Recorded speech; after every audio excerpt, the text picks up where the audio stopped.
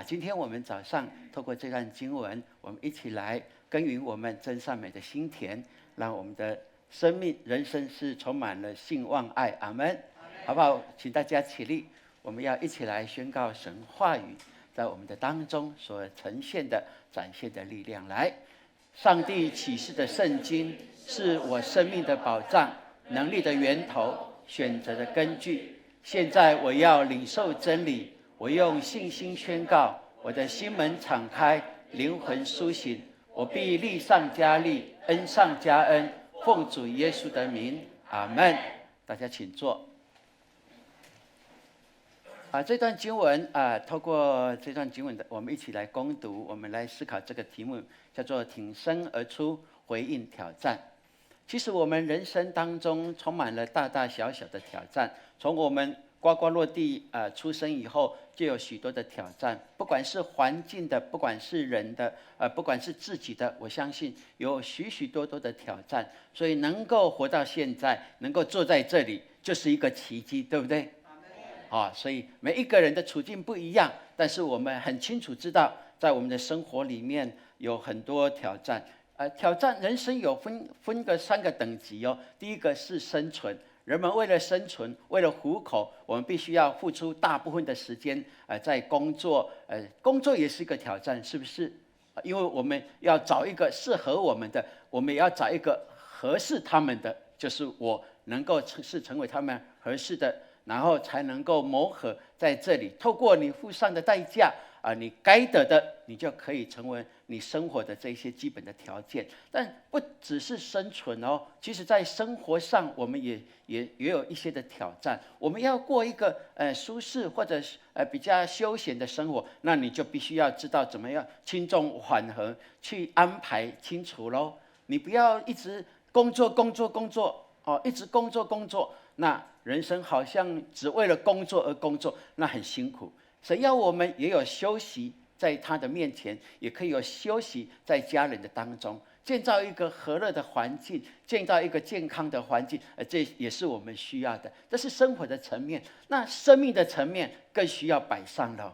如果你看重生命的层面，灵魂的问题，未来整个人生一切所呈现的到底是什么，那我们更需要用心力来思考，到底什么才是我们一生当中最为重要、最为影响我们的。所以这一些都充满了许多的挑战。然而在这些的挑战当中，我说我们会像扫罗王一样，在他的人生当中遇见了那巨人，叫做歌利亚的。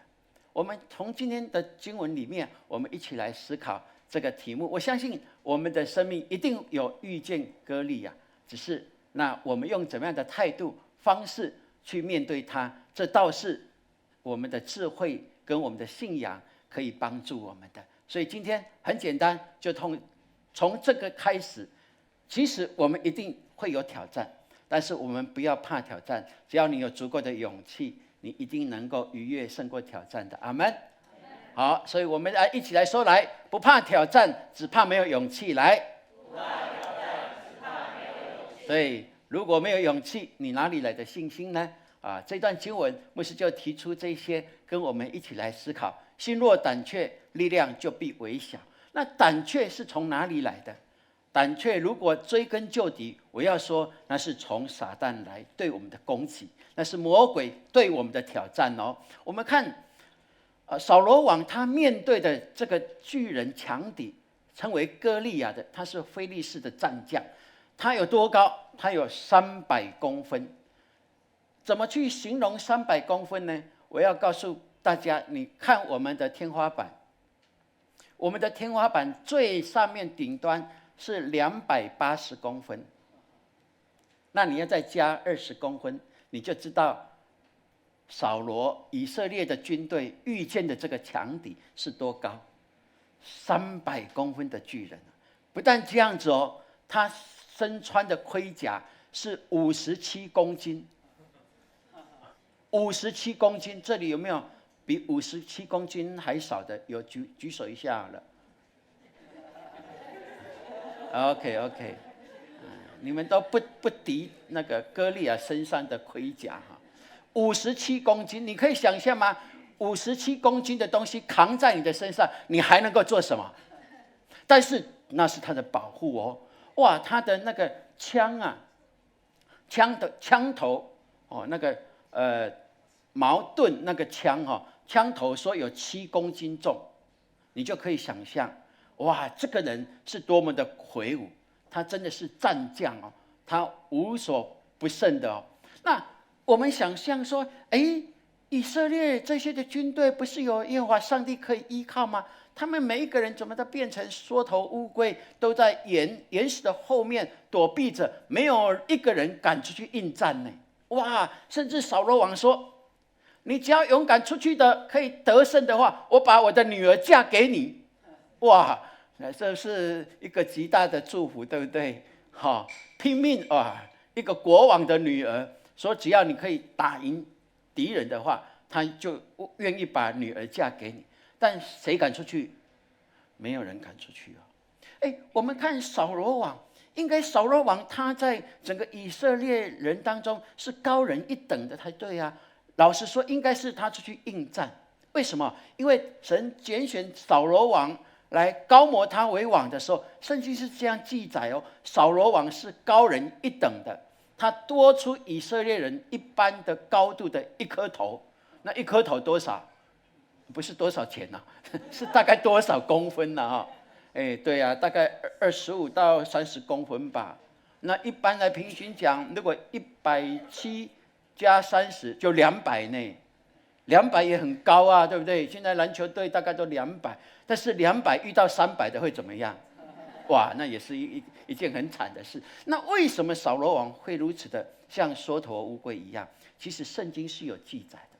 当耶和华上帝要扫罗王带着以色列的军队去攻打亚玛利人的时候，因为亚玛利人来侵犯他们，然后神就让他们得胜哦，并且上帝有说，这些军队交战的时候，你们一定可以得胜的，并且你们可以攻破他们的城墙，夺取所有的这一些的财物。但是这些所有的财物不是属神的，不是神要给你们的，所以你们一进都要烧尽。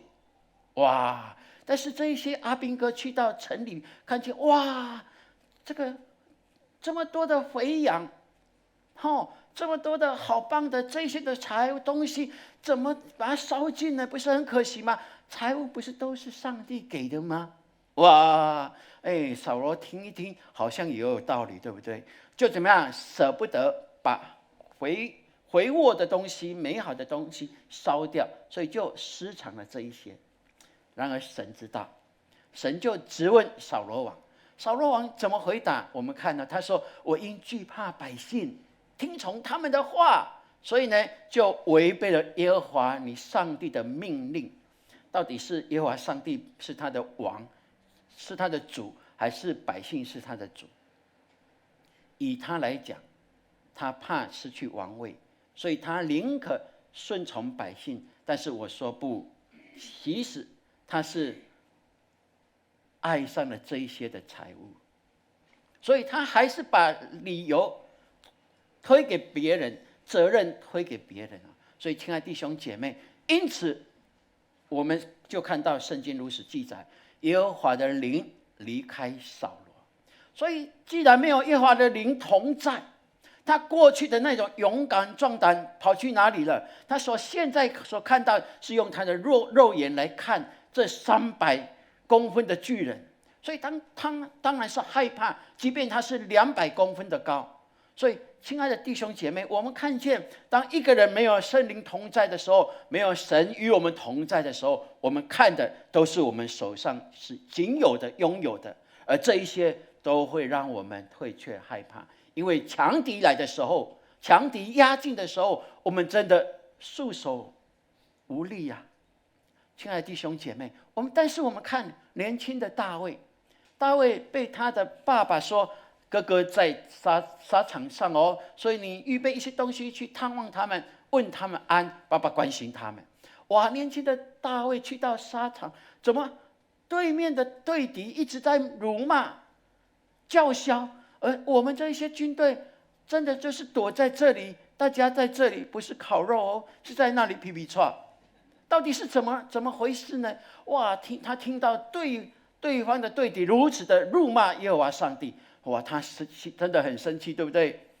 他虽然体格是短小的，大概跟牧师一样吧，但是他心里是大卫，是刚强的。阿们。这就是我们看见今天大卫所呈现出来的，所以他勇敢的要出去应对这强敌但是扫罗王说：“你穿这个是一般的衣服，你不是战士啊，你怎么上去啊？来，我的盔甲给你穿。”哇，大卫穿上扫罗王的盔甲，好像什么？好像小人穿大人的西装一样的哈，哩哩啷啷的哈他也走不动啊，所以大卫说不行啊，这样我上去连动也不能动，不行的，所以他就脱掉还是照着他的牧羊人的衣服上沙场，所以他就跟这强敌说了：“歌利亚，你来攻击我是靠着刀枪铜戟，但是我来攻击你是靠着万军之耶和华的名。”哈利路亚！亲爱的弟兄姐妹，我们求神帮助我们，我们有大卫这样的一个心智跟信心。我们看的不是外面的，我们应该看的是我们的里面。我们的里面是否我们看见我们靠的是耶和华的名，在我们的生活里面都会有这样。神就应许我们，我们一起来读这段经文来。小子们啊，你们是属神的，并且胜了他们，因为那在你们里面的比那在世界上的更大。约翰一书4章4节。对，他说：小子啊，你们不用害怕，你们是属神的，你们不是属地的，你们不是肉体的，你们全然是属神的，你们是可以胜过他们的。所以在你们里面的那一位是创造宇宙万物的真神，他是掌管宇宙万物者，所以他可以比世界上的更大。这是我们所依靠的，这是我们所相信的。愿神保守我们，让我们知道胆怯绝不是神给我们的，胆怯是撒旦的伎俩。阿们。你跟隔壁说胆怯是撒旦的伎俩。来，对，胆怯真的是撒旦的伎俩。所以我们看在你我的生命当中，我们总会遇到强敌。那强敌我们或者给他化名为歌利亚，但是你必须要清楚，你要正视他。哪种歌利亚？在你过去的经历当中，你面对了他，你退缩了，而到如今你生命当中，你依然不敢正视歌利亚，你依然躲在石头的后面，你宁可没有看见他，认为他不存在，但是他永远在对你叫嚣。你的生命当中，过去的、现在的，甚至你生命当中的歌利亚，现在还是在对你挑战。你怎么样来面对他？你怎么样来面对他？我们看80岁被神所呼召来，要带领以色列人出埃及之地。那为奴之地对以色列人来讲，他们习惯400多年当人家的奴仆了、奴隶了，他们习惯了。而我们也看见摩西，当神呼召他的时候，他一再的拒绝，因为他过去的生命当中有一个歌利亚，他没有对付，他到如今还没有胜过他。就是什么？当他40岁以前，他想靠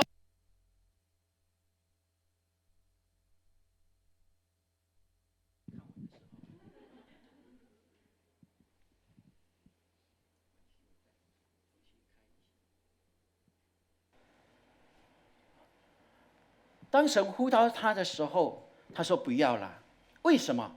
因为他在过去里面，他想为他的百姓出他的力量，然而他成了逃犯。所以到如今，他那个经验是什么？连他想救的百姓都唾弃他，所以他有被遗弃的经验。他有孤儿的灵在他的生命当中，他那一个叫做歌利亚，他还没有办法对付他，所以神要呼召他，80岁的他说不，还有很多人比我更棒。然而当他对付了他内心的歌利亚以后，我们看神一再神奇奇事，让他知道他是大有能力的耶和华上帝。所以我们就看80岁的摩西，他做了一件整个人类历史当中最伟大的一件事情，也成为我们的典范。我们的生命当中都必须要出埃及，都必须要经历旷野，因为唯有如此的一个途径，我们才能够进入神所为我们预备的那迦南的美地。这是我们看见摩西所经历的。那我们也看见保罗他是一个学识丰富的人，他被耶稣所选召以后，他大有能力的来传扬福音，成为外邦的使徒，他带领很多人，很有能力的为主做见证。但是他的生命当中也有歌利亚，所以他说：“我3次向主求，把我那生命当中的那一根刺能够挪去。但是主告诉我，我的恩典是够你用的。”哇，他知道这个歌利亚现在已经变小了，这一根刺已经几乎没有，而这一根刺会成为他的提醒。这是我们所看见的。而你呢？你生命的歌利亚是什么？不一定是人，可能是哪一件事情，或者哪一个经历。愿神帮助我们，让我们来回想，在你的整个原生家庭到如今，你还有没对付过的吗？如果有的话，今天他依然在对你叫嚣，他依然成为你的拦阻，让你不能进入神丰盛之地。那是你该得的。然而因为前面有大石头挡住，有歌利亚挡住了你的祝福，所以愿神让我们能够来了解，圣经告诉我们，你在患难之日若胆怯，你的力量就微小，对不对？所以不管任何的团体有一个竞争或有一个比赛，哇，我们看那领队啊、辅导啊、教练啊，一定要怎么样信心喊话，对不对？所有的战争里面，所有的领袖，伟大的领袖都有信心喊话，那一些的信心喊话都记载在历史里面，成为他能够战胜攻无不克的一个很重要的关键。所以愿神帮助我们，让我们不胆怯，因为一胆怯我们就扔卡去了，我们就变成扔卡黑，就不能往前走。这是我们可以确信的一件事情。所以你应该找出你生命当中的歌利亚，你要勇敢的来面对它，是不是需要？你跟隔壁说，找出歌利亚，把他打死，来。对，找出你的歌利亚，把他打死。神给你有这个权柄跟能力的。然后我们继续来看大卫的眼光跟信心，我们来对比这些躲在石岩上的这些扫罗王跟他的以色列军队。哇，我们一对比就会发现，真的是差很多，不是吗？真的是差很多。为什么？因为大卫很清楚，以色列的军队不是扫罗王的军队，是耶和华的军队。哇，那完全是不一样哦。如果是扫罗王的军队，那就是要靠人数咯，要至少要1:1吧。如果2:1的话，胜算就多了。还要看武器咯，要比一比咯，然后叠起来就要思考说，这300公分的巨人要多少个人顶住他？不能电钩机啊，一定输的，对不对？这就要计算咯。但是如果是耶和华的军队，那就完全不一样。因为大卫清楚，他用神的眼光来看待这一些神的百姓，所以大卫得胜的秘诀就在哪里？就是他把人的战争提升到神的战争。虽然看来对方是人，我们这一些也是人，但是他知道他们敌对的是耶和华，他们辱骂的是耶和华的名，所以他就靠他背后的这位耶和华，我们的上帝来跟他们交战。这就是大卫他的眼光跟扫罗王跟以色列的军队不一样的地方，因为他提升了，把人的战争提升到神的战争里面。所以圣经诗篇告诉我们，我们一起来读来，有人靠车，有人靠马。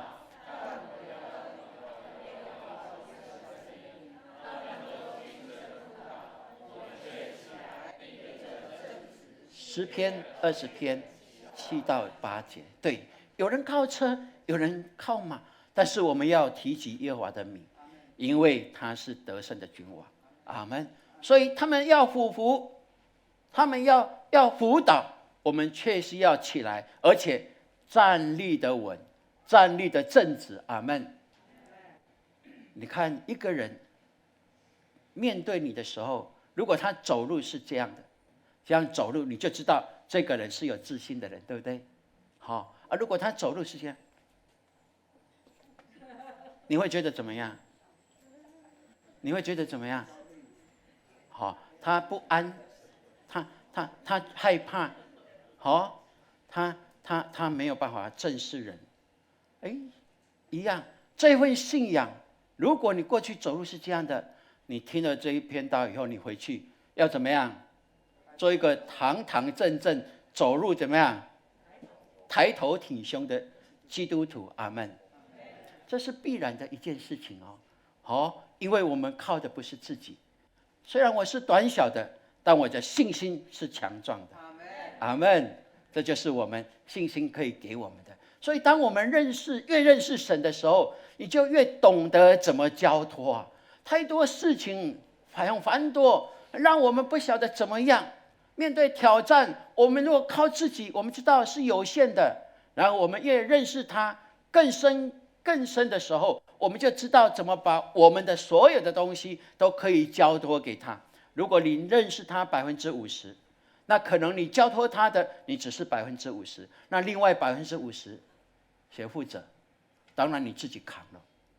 但是你越认识他，你就可以越把你所有的甚至全然的可以交托在他的手中，这是理所当然的一件事情。最后我们来看歌利亚这300公分的强敌，他看见一个100多公分的年轻的大卫来到他的面前，又不是带枪，又没有穿盔甲，带着他的牧羊杖，他就笑他了。你拿杖来到我这里，你把我当作是狗吗？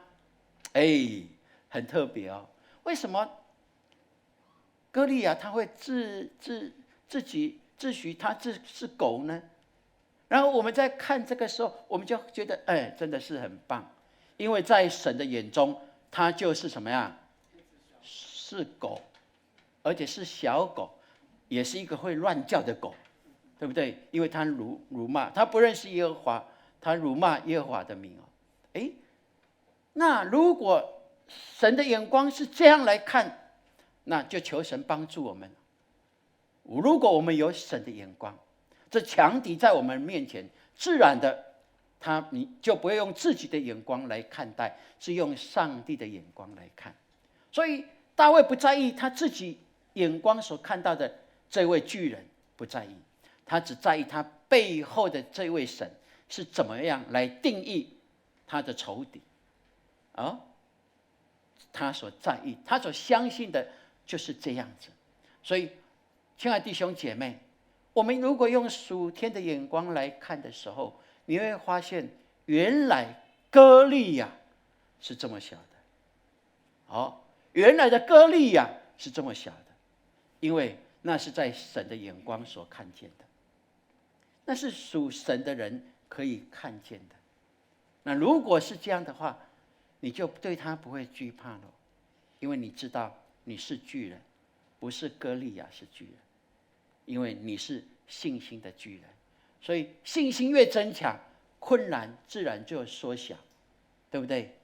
我们一起来宣告好不好？来，一起来，信心增强，困难就缩小。对，信心增强，困难就缩小。不管你在工作的场合，在家庭，在任何的地方，只要你信心坚强，任何挑战困难就会慢慢的缩小了，慢慢的缩小，你就会很好处理，因为你知道你不是靠自己，是由神成为你的帮助。神的心意是什么？神的心意是永光教会成为扫罗的教会吗？还是大卫的教会？当然是大卫的教会。所以我们感谢主，今天我们的幸福小组要启动了，我们要成为大卫的教会。我们可以宣告，我们必然是得胜的，我们必然是得胜的。你看大卫如何的得胜？圣经告诉我们，他预备了几颗的小石头，5颗的小滑石，对不对？他用了几颗？只有1颗，只有1颗，就叫巨人倒地。哇，圣经很棒的形容哦。最后那一句话说，大卫的身上没有刀了，很特别哦。他不是去战争吗？怎么没有武器呢？神给他的武器是人肉眼没有看见的，他只用1颗小滑石，就叫这巨人，人们惧怕的巨人，能够应声而倒。这就是神的作为。所以神也要我们教会勇敢的哦。当你再次的面对你的歌利亚的时候，你是要当扫罗，还是要当大卫？这是你可以决定的，这是你可以决定的，这就是你的信仰所可以呈现出来。所以愿神帮助我们，让我们能够知道，我们其实都是信心的巨人大卫。阿们。你跟隔壁说，你是信心的巨人大卫。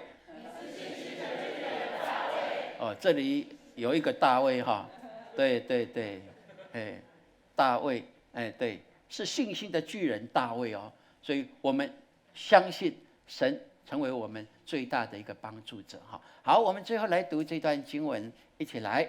马是为打战之日预备的，得胜乃在乎耶和华。箴言21章31节，再一次。